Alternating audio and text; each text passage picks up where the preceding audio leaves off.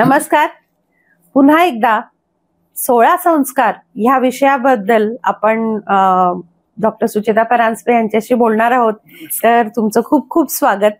आता थोडं पुढे जाऊया आणि मला एक हे विचारायचं आहे की पहिला संस्कार कुठला असतो? आपण मगाशी ज्या देवदत्ताबद्दल बोललो त्याचं आयुष्य घेऊया. त्याचा अजून जन्म व्हायचा आहे. त्याचे आई वडील, त्यांचा विवाह झालेला आहे. आता त्या आई वडिलांना मूल बाळ होण्यासाठी जो पहिला त्यांचा संस्कार आहे, म्हणजे ज्याला आपण आता गर्भाधान हा संस्कार म्हणणार आहोत. तर गर्भाधान म्हणजे काय, ज्याला आजकाल आपण कन्सेप्शन म्हणतो, त्याला गर्भाधान म्हणतात. ठीक आहे. म्हणजे गर्भधारणा होण्यापासून त्या देवदत्तावर संस्कार घडतायत. बरोबर. आपल्याला त्यातलं आता मेडिकल सगळी बाजू माहितीये वगैरे, सोडून देऊया आपण. पण तुला आश्चर्य वाटेल की आपल्याकडे त्याच्याही आधी सुप्रजनन नावाचा एक संस्कार सांगितलेला आहे.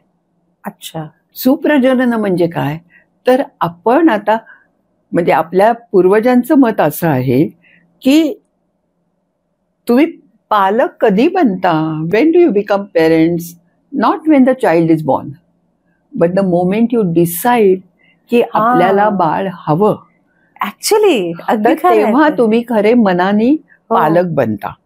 आणि मग तुमचं शरीर पण तुम्हाला त्याप्रमाणे बदलायला लागतं. तुमचे विचार बदलायला लागतात. संस्कार झाला हा ना, गुणांतर जनन झालं तुमच्याही शरीरामध्ये आणि मनामध्ये. मग हे सुप्रजनन कसं करायचं, म्हणजे तुमच्या मनात चांगले विचार कसे आले पाहिजेत वगैरे सगळं सुरू होतं तिथे. त्याच्याबद्दल आपण फार नको बोलूया. पण गर्भाधान हा जो संस्कार आहे त्याच्याबद्दल बोलायला मला आवडेल. तो कसा होता याच्यापेक्षा तो होता याचंच मला कौतुक वाटतं. कौतुक अशासाठी की ज्या एका काय म्हणू मी शारीरिक क्रियेकडे बाकीचं सगळं जग a physical and sexual act असं बघतं, त्याच्याकडे आपण एक संस्कार म्हणून बघतो. आणि कुठलीही गोष्ट तुम्ही तिच्याकडे बघायचा दृष्टिकोन बदलला की तिचं सगळं रूप पालटतं. मग ती एकदम वेगळी होते, तिला निराळे पैलू येतात, त्याचा आपल्यावरही परिणाम होतो आणि आपल्या मनाचा त्या वस्तूवर किंवा व्यक्तीवरही परिणाम होत राहतो. हे फार महत्वाचं. गर्भाधान म्हणजे काय आहे की पती पत्नीच्या जवळ जेव्हा पहिल्यांदा जातो ते गर्भाधान. आता एक मला आणखीन गोष्ट सांगायची आहे. वैदिक काळामध्ये गर्भाधान सांगितलेलं आहे. ऋग्वेदामध्ये शब्दशः काही आलं नाही तरी अथर्व वेदामध्ये गर्भाधानम नावाचं सूक्त आहे. अच्छा, सूक्त आलंय. आणि त्याची देवता कोण असेल, योनी गर्भा. अच्छा. म्हणजे त्यांनी सगळा विचार व्यवस्थित करून ते सूक्त रचलेलं आहे. तर त्या सूक्तामध्ये असं तुमच्या म्हणजे लक्षात येईल ते वाचलं की आपला गर्भ कसा हवा याप्रमाणे तो पती आपल्या पत्नीला सामोरा जातो. म्हणजे काय, तर एकतर कोणत्या दिवशी त्या दोघांनी एकत्र यावं ह्याचे काही ठोकताळे म्हणा, नियम म्हणा सांगितलेले. अच्छा. ठीक आहे, ते आज सुद्धा लोक काही जण पाळतात हे मला माहितीये. पण सर्वात महत्वाची गोष्ट काय माहितीये का, की उपनिषद, आता तुम्हाला उपनिषद सगळ्यांना माहिती आहे. उपनिषदात काय आहे, ब्रह्म, आत्मा, कर्म, पुनर्जन्म, अमुक आणि म्हणजे सगळं अध्यात्म, सगळं तत्वज्ञान. बृहदारण्यक उपनिषदासारखं जे सर्वात सुंदर तत्वज्ञान सांगणारं उपनिषद आहे त्याच्यामध्ये शेवटी काही भाग असा आहे की तो गर्भाधानासंबंधी आहे आणि फार वेगळा आहे बरं का. म्हणून मुद्दाम मी सांगणार आहे की असं सांगितलंय की जर त्या पित्याला किंवा पालकांना असं वाटलं की पुत्रो मे शुक्लहा वेदः सर्व मायुरियातिथी, मला गोरा पान मुलगा व्हावा, वेदः त्याला एक वेद तरी यावा, सर्व मायू दीर्घायुषी व्हावा. तर त्या पित्याने दूध भाताचा नैवेद्य करायचा, तो अग्नीला वाहायचा, पत्नीला खाऊ घालायचा आणि मग पुढे जायचं. अच्छा. जर तुम्हाला वाटलं की शुक्लो मे कृष्ण काळा झाला तरी चालेल, पण 2 वेद यायला पाहिजे, तर दधी आणि ओदन. अच्छा. ठीक आहे, काय खाता हे महत्वाचं नाहीये, पण प्रत्येकासाठी वेगळी इच्छा आहे. तुम्हाला जर वाटलं की आपला मुलगा खूप विद्वान व्हावा, छान शब्द वापरतात ते, समितिंगमः. समिती म्हणजे एकत्र येणे. हो. समितिंगम म्हणजे जो अशा एकत्र येण्याला जातो, म्हणजे जो कॉन्फरन्सेस सेमिनार्स अटेंड करेल, असा जर विद्वान मुलगा तुम्हाला हवा असेल तर मांसोदन. अच्छा. मांस घातलेलं भात, बिर्याणी म्हणा हवं तर, काय जे तसं त्याला खाऊ घालावं, पत्नीलाही द्यावं. ते खाऊ घालावं म्हणजे अग्नीमध्ये आहुती द्यायची. प्रत्येकाचे वेगळे वेगळे मंत्र आहेत. पण त्याच्या पुढचा क्लायमॅक्स ऐक. शेवटची आहुती जी आहे ती तुम्हाला काय हवं असेल, आता झालं विद्वान झाला, 4 वेद येत आहेत, कोणी लोहिताक्ष आहे म्हणजे लालसर डोळ्याचा आहे, कोणी आमका आहे गोरा पान वगैरे. यदि तुम्हाला जर अशी इच्छा झाली की पंडिता मे दुहिता स्यात् इति, म्हणजे मुलगी, माझी मुलगी पंडित व्हावी, तर काय करावं, तर तिला तीळ घातलेल्या भाताची आहुती वगैरे वगैरे पुढचं. मला वाटतं तीळ अशासाठी की आपण आज सुद्धा जे विद्वान असतात त्यांना तैल बुद्धी आहे असं म्हणतो. Very sharp intelligence. तर कदाचित म्हणून असेल, ते मला माहिती नाही. पण आणखीन एक गोष्ट लक्षात आली का तुमच्या, की मुलाचं वर्णन करताना तो कपिल म्हणजे सुवर्ण गहू वर्णाचा आहे का गोरा आहे का डोळे कसे आहेत हे सगळं सांगितलं. मुलीचं वर्णन करताना तिच्या रूपाचा उल्लेखच नाही. ती फक्त विद्वान पाहिजे. हो की. म्हणजे हे केवढी मोठी प्रगती आहे त्यांची, केवढी वेगळी झेप आहे. आणि अशा रीतीने गर्भाधान करावं असं त्यांनी सांगितलेलं आहे. आणि ह्या गर्भाधानाच्या वेळेला मंत्र म्हणायचे असतात. तो पती असतो ना, अथर्ववेद तुम्हाला सांगतो, तो हातामध्ये एक मणी बांधतो. अच्छा. म्हणजे ताईत असतो ना तसा काहीतरी, परिहस्त असं त्याचं नाव आहे. परी म्हणजे संपूर्ण आणि हस्तपल म्हणजे संपूर्ण वेडून टाकणारा हस्त. काय आहे, अथर्ववेदात असे बरेच ताईत मणी असे येत असतात. अच्छा. आता नाही का बांधत तुम्ही?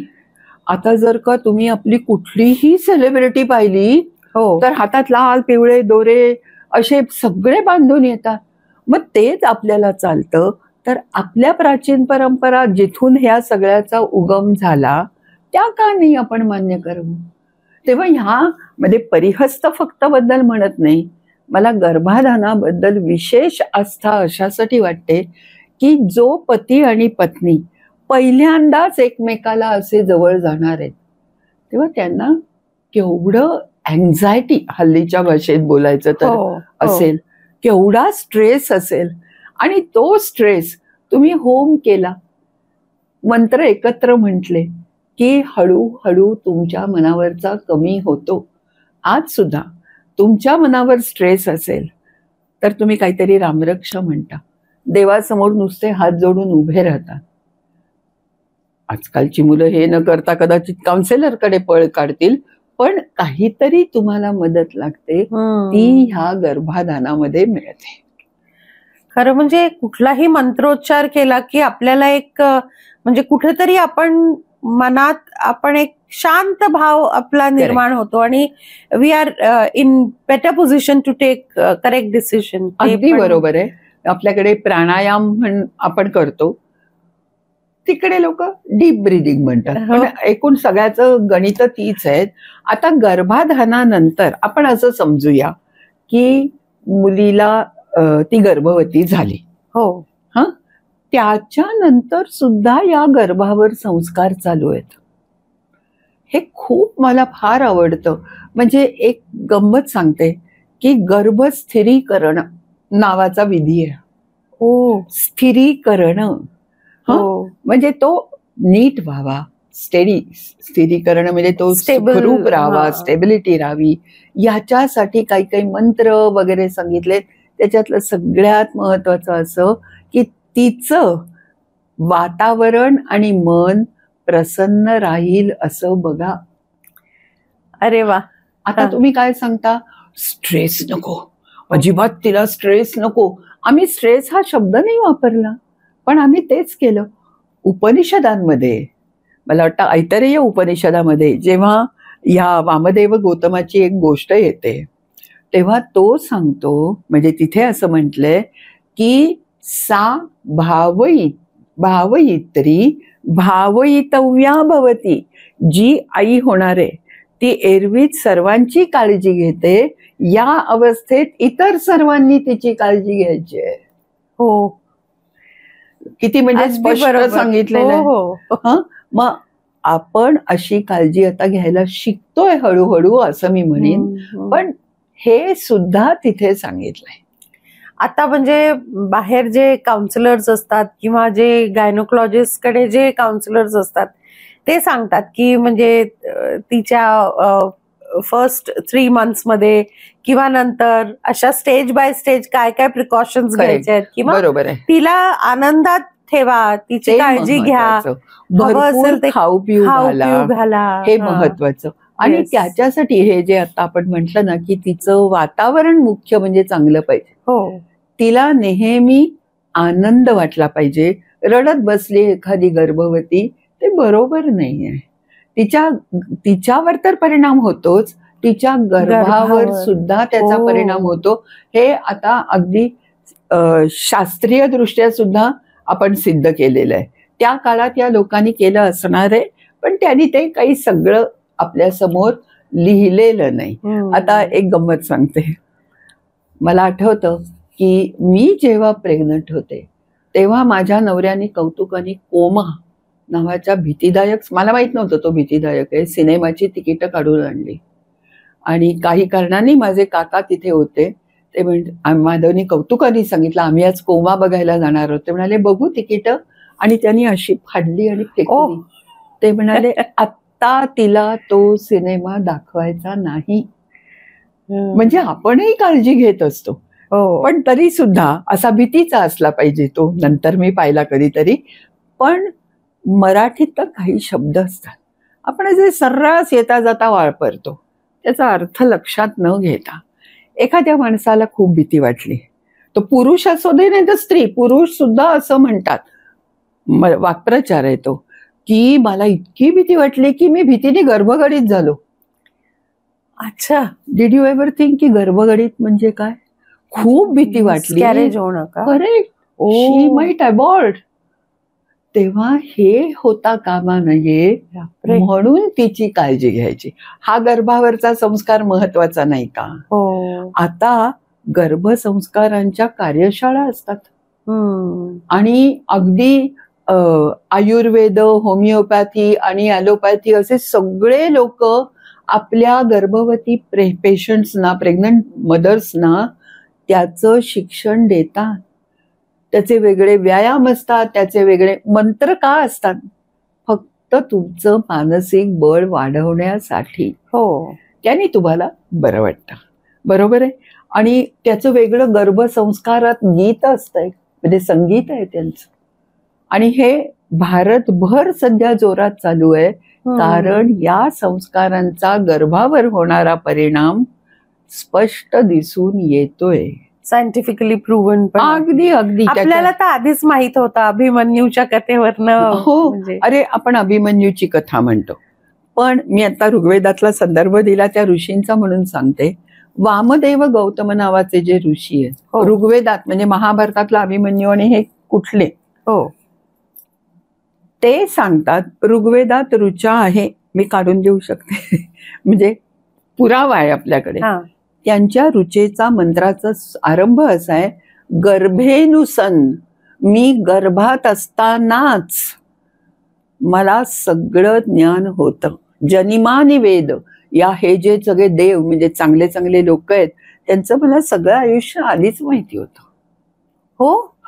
आणि पुढे त्यांना पुढे नंतरची कथा असं सांगते, वेदात नाहीये ही, की त्यांना बाहेर यायची घाई झाली होती. पण ते म्हणाले, म्हणजे गर्भेनुसन, गर्भावस्थेत वामदेव म्हणाले, मी ना आता माझ्या आईच्या कुशीतून बाहेर येतो. कुशीतून म्हणजे मग आपल्याला ते सांगता येणार नाही. कुशीतून बाहेर येतो कारण इथे मला, हे पुन्हा ऋग्वेदात ऋचा आहे, शत आयसीही पुराहा, माझ्या भोवती 100 लोखंडाची कुंपणं, म्हणजे मी इथे इतका बंधनात अडकलोय की मला बाहेर पडता येत नाही. मग इंद्र आणि आदिती आले आणि म्हणाले असं काही करू नकोस. आणि मग त्यांचा जन्म झाला. तो जन्म कसा झाला ते वामदेव स्वतः सांगतात. आणि नंतर अथर्व वेदामध्ये पण या जन्मांची जी वर्णन आहेत त्याच्यात असं सांगितलंय की गर्भ इतक्या वेगाने बाहेर आला की जसा मनाचा वेग असतो, मनोजवम मारुततुल्यम, वाऱ्याचा वेग असतो तसा, आणि जसा शेन पक्ष म्हणजे ससाणा तो कसा असा वर्ण खाली झेप घेतो तितक्या जोरात गर्भ येतो. आणि तेव्हा तो तुम्हाला अडवता येत नाही. आपल्याला सगळ्यांना ह्याचं, खूप जणांना अनुभवी आहे, खूप जणांचा ह्याचं शास्त्रीय ज्ञान सुद्धा आहे. तेव्हा हा गर्भ तिथे बाहेर कसा येतो इथपर्यंत, तेव्हाही संस्कार आहे. पण त्याच्या आधी मला इतरही काय काय सांगायचंय. आता मी तुला म्हटलं की त्या गर्भवती स्त्रीचं सगळं वातावरण आनंदित पाहिजे. मग तुम्ही त्याच्यासाठी काही करा. तिला आवडतं ते शास्त्रीय संगीत लावून द्या, तिला फिरायला घेऊन जा, तिला खाऊ पिऊ घालता. आता तुम्ही काय करता, त्याला काय म्हणता ह्या अशा कार्यक्रमांना? डोहाळ जेवण. येस. आता आपण तरी डोहाळ जेवण म्हणतो, हल्लीचे लोक बेबी शॉवर्स वगैरे म्हणतात. मला ते अगदी आवडत नाही. कुठल्या चुकीच्या परंपरातनं आपण हे करायचं. आपल्याकडे वैदिक वाङ्मयामध्ये एक संस्कार सांगितलाय, गर्भसंस्कार. काय संस्काराचं नाव आहे? सीमंतोन्नयन. काय करायचं? घरातल्या मोठ्या किंवा लहान स्त्रियांनी या गर्भवतीला घरापासून दूर कुठेतरी बागेत, वनात असं न्यावं. पूर्वी असायचं झोपाड्यावरचं डोहाळ जेवण, बागेतलं डोहाळ जेवण, काय असं गच्चीवरचं वगैरे वगैरे. तसं हिला बाहेर न्यावं, म्हणजे घराच्या कटकटीपासून दूर. मग काय करावं? सीमंत म्हणजे तुमचा भांग. तर तो एका विशिष्ट वनस्पतीनी तो भांग पाडायचा, थोडक्यात तिला नटवायचं. अच्छा. ते काही तुम्हाला सगळं सांगणार नाहीये की कसा मेकअप करा, पण थोडक्यात तिला छान वाटेल की नाही. त्याच्यानंतर तिला खाऊ पिऊ घालायचं. मुख्य म्हणजे कुशलौ वीणा गाथिनौ कुशी लवऊ. 2 कुशी आणि लव नावाचे वीणा गाथिनौ म्हणजे हातात वीणा घेऊन गाणं म्हणणारे लोक येतात. आपल्याला कुशीलव हे रामाच्या मुलांचं नाव माहितीये, पण यांना कुशीलव म्हणतात. अच्छा. आणि हातामध्ये वीणा घेऊनच, म्हणजे काहीतरी टू द स्ट्रिंग काहीतरी घेऊन येतात ते, आणि तिथे बसून ते गाणं म्हणतात तिच्यासाठी. किती सुंदर कल्पना आहे. आणि मग आताचं गर्भसंगीत काय वेगळं सांगतं? तेच तुम्हाला सांगतं की संगीत का ऐका, कारण तुमचं मन प्रसन्न होतं. मग आताचे लोक सांगतात मी गर्भसंगीत ऐकलं ना तर बाळ पोटातनं लाथा मारत होतं वगैरे आपण म्हणतो ना, म्हणजे मुवमेंट त्याची होते, because the baby is happy. जे जर आई आनंदी असेल तर बाळ आनंदी असतं. जर आई आनंदी नसेल तर नॅचरली बाळावरही त्याचा काहीतरी परिणाम होणं, कारण शेवटी आईच्याच पोटातून त्याला सर्व प्रकारचं पोषण होतंय. आणि भावनाही, सगळ्या भावना, बुद्धी, अन्न सगळं त्याला आई देतीये. आणि म्हणून त्याला आईला, मला ही कल्पना आवडते की तुम्ही आईला आनंदी ठेवा, तुमचं बाळ छान होईल. एवढा जरी एक संस्कार सगळ्या लोकांनी केला आणि ह्याच्यासाठी काही कष्ट नाही आहे तर किती छान होईल. उलट चांगलंच वाटतं की आपल्या सुनेचं किंवा आपल्या मुलीचं अशा पद्धतीने कौतुक केलं की आनंदच आहे तिला, बाळाला आणि आपल्याला सुद्धा. हो ना. आजकाल पण म्हणजे असे वेगवेगळ्या, आपण आजकाल वेगवेगळे व्हेन्यूज म्हणतो त्याला, की तिथे जाऊन तिला फुलांचे दागिने घालणं वगैरे असं छान छान केलं. आनंद, मध्यवर्ती कल्पना, आनंद ही आहे, हे सगळ्यात महत्वाचं आहे. बरोबर. या संस्कृतमध्ये याला सीमंतोन्नयन वैदिक संहितेमध्ये म्हणजे वैदिक वाङ्मयात म्हटलं. नंतरच्या गृह्यसूत्रांनी यांना दोहद असं म्हटलंय. अच्छा. दोहद म्हणजे ज्याचं भाषांतर आपण मराठीत डोहाळा असं करतो. आईला इच्छा झाली मग तिच्यासाठी आज हे करा असं आपण करतो आणि तिला प्रेमाने खाऊ घालतो. दोहद म्हणजे काय, म्हणजे आपण मागच्या वेळेला बोललो की तू मला विचारलंस याला शास्त्रीय काही बेस असतो का, तर आहे, हे उघडच आहे, पण दोहदचा सांगते. 2 प्रकारे त्याचे अर्थ लावले जातात. दोह म्हणजे गाईची धार काढणे आणि म्हणून दूध, आणि द म्हणजे देणारा. दोहद म्हणजे आई जर खुश असली तर पुढे मुलाला स्तनपान करण्यासाठी तिच्याकडे भरपूर स्तन्य दूध राहतं. अच्छा.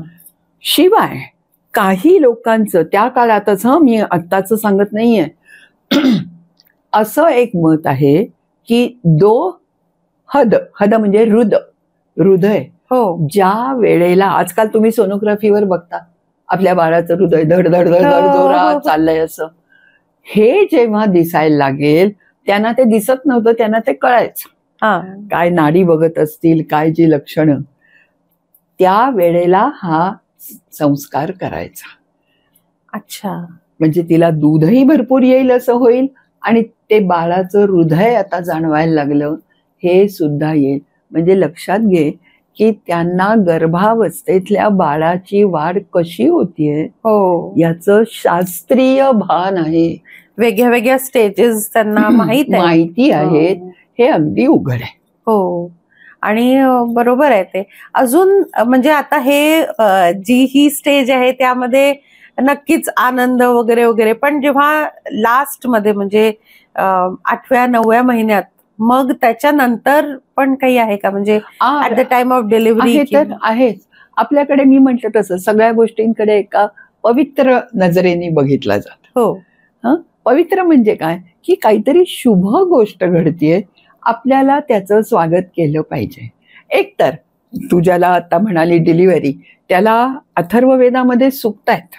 त्यातल्या एका सूक्ताचं नाव आहे वीरप्रसूती, म्हणजे मुलगा होईल असं गृहीत धरून.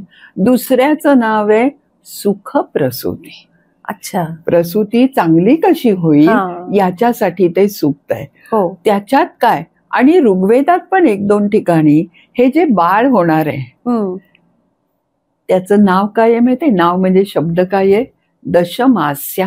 तर जेव्हा 10 महिन्याचं बाळ, म्हणजे आजकाल ज्याला तुम्ही फुल टर्म डिलिव्हरी म्हणता, त्या डिलिव्हरीचं वर्णन आहे की बाळ पूर्णपणे तयार आहे बाहेर यायला. आणि आता सुद्धा असं सांगितलं जातं, तेव्हाही सांगितलंय की स्त्रीला प्रसूतीच्या वेदना कधी सुरू होतात ती ठरवते, म्हणजे की का आता येऊ दे, नाही, इट इज द बेबी. ते बाळ ठरवतं की आता मला बाहेर यायचं. अच्छा. आणि मग ते बाहेर येतं. तर ते दशमास्य म्हणजे आता तुम्ही 40 वीक्स म्हणता, फुल टर्म म्हणजे 40 वीक्स, तर हेही तेवढेच झाले. 40 वीक्स म्हणजे 280 डेज, आणि हे 260 to 290 असे होऊ शकतात चांद्रमासाचे. म्हणजे हेही ज्ञानता नाही, पण त्याला पुन्हा संस्काराचं रूप दिलं. अच्छा. म्हणजे जे जे तुम्हाला शास्त्रीय दृष्ट्या आवश्यक आहे किंवा हेल्पफुल आहे, मदत करणार आहे, ते आम्ही जरा वेगळ्या पद्धतीने सांगितलं, एवढंच. बरं, हे जे मी आता म्हंटल ना प्रसूतीच्या वेळेला, तेव्हा होम नाहीये. एकतर पहा, कल्पना करा, स्त्री प्रसूत होणार, तिथे कोण अग्नी ठेवेल आणि काय. पण मंत्र म्हटले जातात, आणि बहुधा एखादी दाई किंवा जिला आपण मिडवाईफ अशी तिथे असली पाहिजे, आणि ती हे सगळं करते. ट्रेंड असायच्या ह्या सुद्धा. आता कशा तुमच्या त्या आशा वर्कर्स आणि अंगणवाडीच्या वगैरे सेविका असतात, तशी ही ट्रेन असायची. ती त्या स्त्रीला इन्स्ट्रक्शन्स द्यायची, काय कर वगैरे. आणि काय इन्स्ट्रक्शन्स आहे हा सगळा त्या जातकर्माचा संस्काराचा भाग आहे म्हणून मुद्दाम सांगते. ती सांगते की हे बघ, ही एक चांगली गोष्ट आहे, अथर्ववेदात हे सगळे मंत्र आहेत, तू त्याला मोकळ्या आणि आनंदी मनाने सामोरी जा. दुःख होतच आहे, म्हणजे शारीरिक, पण आणि ते तुला सहन करायची ताकद येईल. दुसरं ती स्त्री तिला सांगते की तुझं सगळं शरीर सैल सोड. नुसतं शरीर नाही, विशेषतः तुझे सांधे आणि पायाच्या कडचा भाग, ग्रॉइन्स ज्याला म्हणतो, अथर्ववेदात शब्द येतो गवीनिका, ते पण सगळा भाग तुमचा सैल सोडा. म्हणजे एकीकडे मेडिसिन, दुसरीकडे संस्कार, या दोघांचं त्यांनी कसं एकत्रीकरण केलं त्याच्याहून छान गंमत. तिचा पती तिथे उभा असतो. आत्ता हे सुरू झालंय आपल्याकडे की ऍक्च्युअल डिलिव्हरी मध्ये त्याला घेतात, पण पूर्वी अजिबात नव्हतं. ते बाहेर सिनेमा पाहिला तरी कुठला ते येरझारा घालतायत असं दाखवलेलं असतं. तसं हा पती तिथे असतो आणि तो मुलाचं जातकर्म करतो, तिला धीर देतो. केवढा फरक पडतो ह्या सगळ्या गोष्टींमुळे. म्हणजे हा संस्कार पुन्हा सायकोलॉजिकली पण तिला सक्षम करायला उपयोगी पडला की नाही, ते पण आपल्याला बघावं लागतं. खरं म्हणजे हे अद्भुत आहे की डिलिव्हरीच्या वेळेला, म्हणजे त्यावेळेला तर खरं म्हणजे खूपच टेन्शन असतं. आजकाल नवीन पद्धतीप्रमाणे कुठेतरी म्युझिक लावतात, कुठेतरी गायत्री मंत्र किंवा असं काहीतरी लावतात. पण हे जे तुम्ही सांगताय ते खूपच महत्वाचं आहे की हजारो वर्षापूर्वीचं आहे. आणि त्यावेळेला तिथे त्या स्त्रीचा पती जर असेल, मला ते फार आवडलं. तिला मग दुसरं कशाचीही भीती नाही वाटत. आणि मला आणखीन पण एक सांगायचं या पतीच्या संदर्भात, हे जे जातकर्म म्हणजे ऍक्च्युअल बाळ ते दशमास्य बाहेर आलं. बाहेर आल्यावर त्यांना माहितीये की आधी बाळ येतं आणि मग जरायू म्हणजे प्लॅसेंटा येतो. अच्छा. जरायू हा शब्द प्लॅसेंटा या अर्थाचा सगळ्या वेदांमध्ये येतो. म्हणजे त्यांना तेही माहितीये आणि ते प्रार्थना करतात की हे देवा, जसं सुखरूप बाळ आणलंस तसं तिचं जरायू पण नीट येऊ दे रे. आपल्याला माहितीये की प्लॅसेंटा नाही बाहेर आला तर काय काय घडू शकतं. पण तो येतो बाहेर म्हणजे त्यावेळेला काही थोडं मर्दन वगैरे सांगितलंय.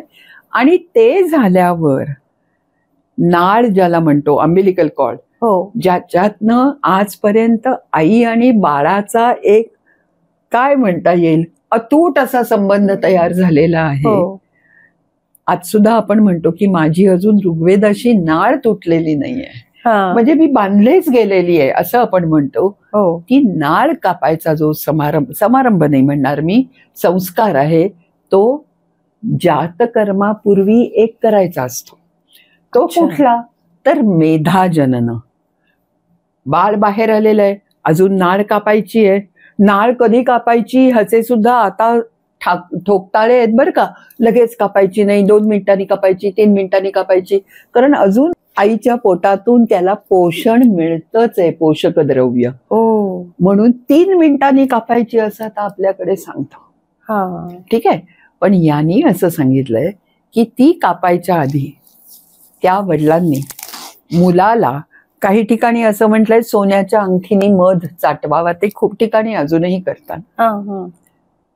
पण कानामध्ये मुलाच्या वाक म्हणजे ज्ञान, वाणी म्हणजे ज्ञान त्या काळात, वाक असा शब्द 3दा म्हणावा. अच्छा. आणि नंतर त्याची, तोपर्यंत थोडा वेळ जातो, बाळ आलेलं असतं बाहेर, पण म्हणजे ते बाळ बाहेर आलेलं आहे हे सिद्ध. एक गंमत सांगते. आपण आता वैदिक वाङ्मयातल्या संस्काराबद्दल, म्हणजे ते पुढे सगळे आणखीन डिटेलमध्ये येतात, पण मी तुला मुख्य ते सांगतेय. परवा आपल्याला माहितीये की झकीर हुसेन गेले, अतिशय सुंदर तबला वाजवायचे. मग त्यांच्यावर बरेच लेख छापून आले. त्यातल्या एका लेखात मी असं वाचलं की त्यांचे वडील म्हणजे अल्ला रखा साहेब, ते पण तबला वाजवायचे. ज्या वेळेला झकीर हुसेनचा जन्म झाला तेव्हा अल्ला रखा आत गेले आणि त्यांनी त्याच्या कानात तबल्याचे बोल म्हटले. किती छान, किती छान. म्हणजे कुठल्या धर्मातली, कुठल्या संस्कृतीतली माणसं हे अजून करतात. मला सांगायचं असं आहे की ह्या सगळ्याला जसा शास्त्रीय काहीतरी एक अर्थ आहे, जसा संस्कारात्मक एक अर्थ आहे, तसा भावनिक सुद्धा आहे. आणि एस्पेशली तान्हं बाळ आलं की काही बघायलाच नको. येस, आणि it's a divine experience. It's a divine experience. म्हणजे खूपच वेगळं ते होऊन जातं. आणि मग नाळ कापायची. अच्छा. मग नाळ कापायची मेधाजननानंतर. आणि मग ते बाळ आईपासून वेगळं झालं. आता तो देवदत्त स्वतंत्र बाळ झाला, इंडिपेंडेंट. आता इथून पुढे आपण देवदत्ताच्या आयुष्यात इतर काय संस्कार येणार आहेत त्याचा सुद्धा विचार करूया. पण आतापर्यंतच तुझ्या लक्षात आलं असेल की खरोखर सुप्रजनन म्हणजे, असं मी बोलू नये, काही लोकांच्या बाबतीत दुर्दैवाने असं होतं की त्यांना नैसर्गिकरित्या नाही गर्भधारणा होत, त्यांच्यासाठी आता सुप्रजनन केली म्हणजे कार्यशाळा होतात. काही लोक IVF ला जाणं म्हणजे हे करतात, पसंत करतात, काही का असेना, पण IVF हे सुद्धा एक प्रकारचं सुप्रजननच आहे. तो लॅब मधला संस्कार आहे आणि हा घरातला संस्कार आहे, एवढाच त्याच्यामध्ये फरक आहे. तेव्हा या सुप्रजननापासून जातकर्म मेधाजननापर्यंत इथे थांबत नाही.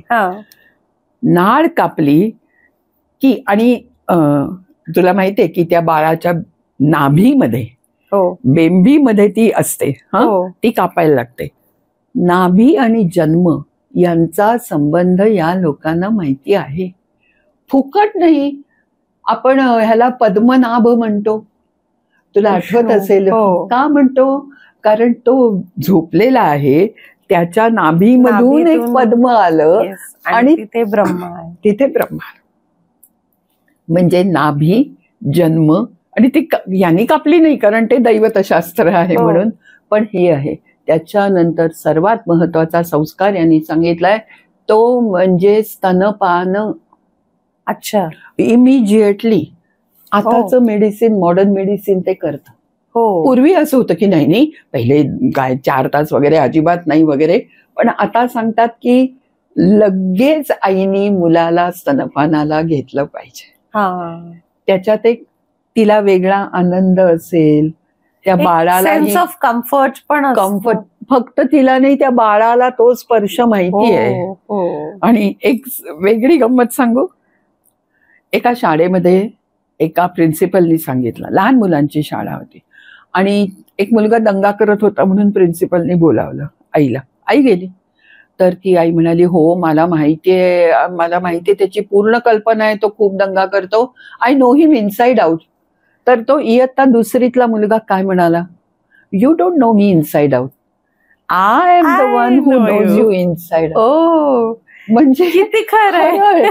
आणि त्याच्याहून मुख्य गर्भेनुसन जन्मानी, म्हणजे गर्भात असतानाच मला हे ज्ञान मिळालं, हेच त्या मुलांनी तुम्हाला बोलावून दाखव ना. अगदी खरं. किती छान आहे. म्हणजे हे जे काही सांगितलंय, संस्कार म्हणा, सायन्स म्हणा, आणि काय म्हणा, प्रॅक्टिकल विजडम म्हणा, किंवा घरच्या मोठ्यांनी सांगितलं म्हणून करायचं कर्म म्हणा, पण हे केलं तर तुम्ही आणि देवदत्त दोघांनाही सुख मिळणार आहे, हे लक्षात घ्या. आणि म्हणून गर्भसंस्कार हा माझ्या मते सगळ्यात महत्वाचा.